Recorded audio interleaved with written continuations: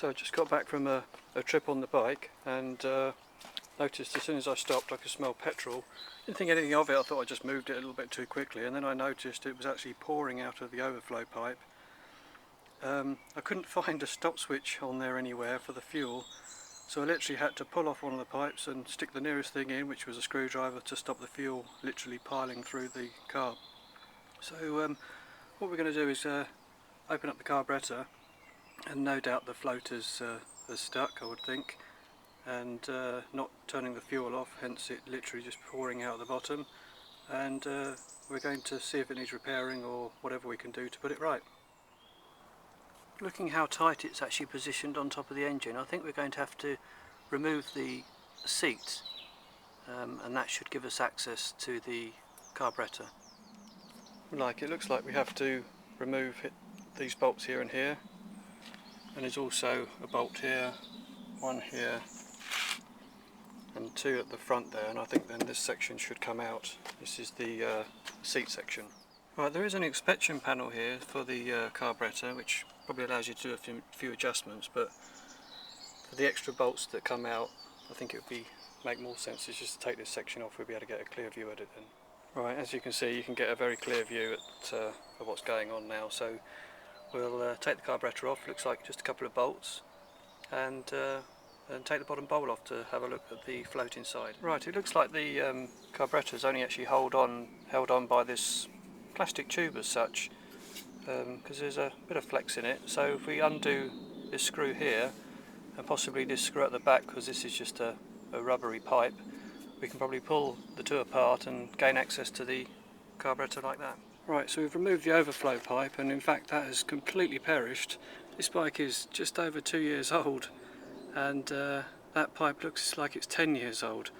The actual fuel pipe coming down seems okay, and that seems to have come off okay. So once we've done the repair, we'll probably cut the pipe back just to get it going again on the overflow, but this pipe will need to be replaced. So now we've got to remove these screws from the bottom of the bowl. There's one underneath as well, and have a look at the float.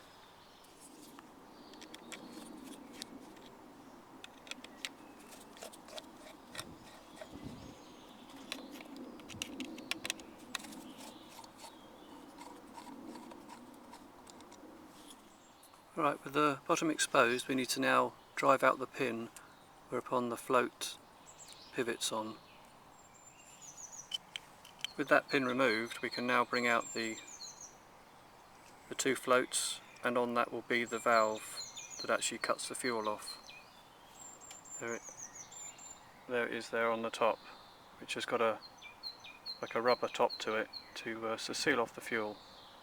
And although it didn't seem stuck when it was taken out, it must have been in order for the fuel to be coming out. So we'll give it a bit of a clean up, a bit of a blow through. We've got some carburetor cleaner to blow through it, and then we'll pop it back together again, and hopefully it will be okay.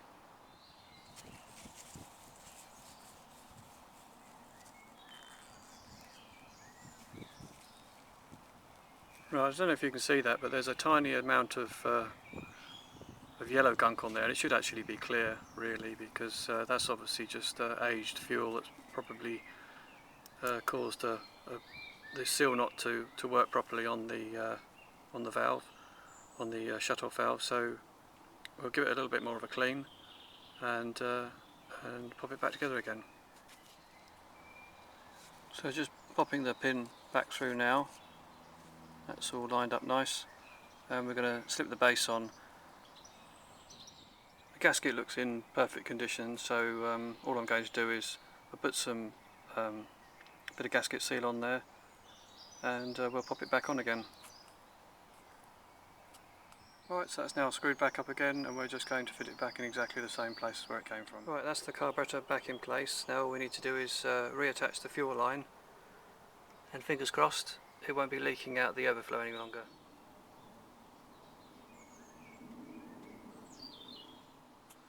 So having stripped down the carburettor and checked the float valve to find that that was okay, tried to start it, petrol pouring out the overflow again. Didn't seem to make any sense. So stripped it down a number of times, 3 or 4 other times, to see if I could find out what was wrong. didn't seem to make sense that the overflow pipe was actually at the bottom of the carburetor bowl with no height to it whatsoever. So as soon as you fill up the bowl, then it would literally drain out of the bottom of the carburetor. Until I had a chat with someone, and it transpires that the overflow pipe itself, because it had perished, and I'm trying to show you some of the cracks actually in the pipe, the petrol is leaking out of the overflow pipe, and the overflow pipe is actually a part of the bowl system, and at the bottom of the overflow pipe there is possibly a pressure valve. So only when the pressure builds up in this pipe will it actually allow fuel to escape. Until that point, if the pipe is perished like this one is, then all the fuel was literally leaking out of this pipe and running down the pipe and looking like it was coming out the bottom, was actually coming out from the side of the pipe. You can see all the splits and holes in it. So by this time I'd already bought a new carburetor. It was only £20 from bought it off eBay, and what's funny is it actually comes with an overflow pipe already attached, so you can now see the importance of this overflow pipe, because without it fuel will literally just leak out of the bowl. And so all I'm going to do is change this overflow pipe and the bike will be fine.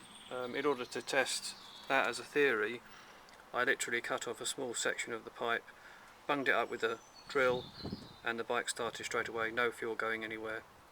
It's only if the float valve stops working, the pressure builds up, that the overflow sort of relief valve will actually allow the fuel to come through and exit the bottom of the overflow pipe. So literally going to change that and come back.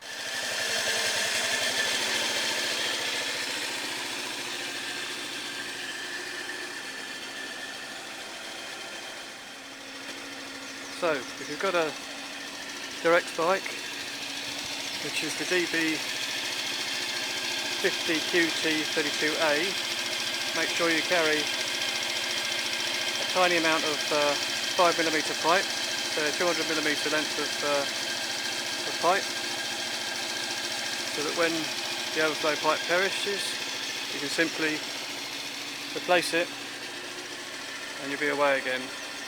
And take a 6mm drill, because they don't seem to have a switch off tap for the fuel, so you can bung up the hole, bung up the tube to stop the petrol leaking out.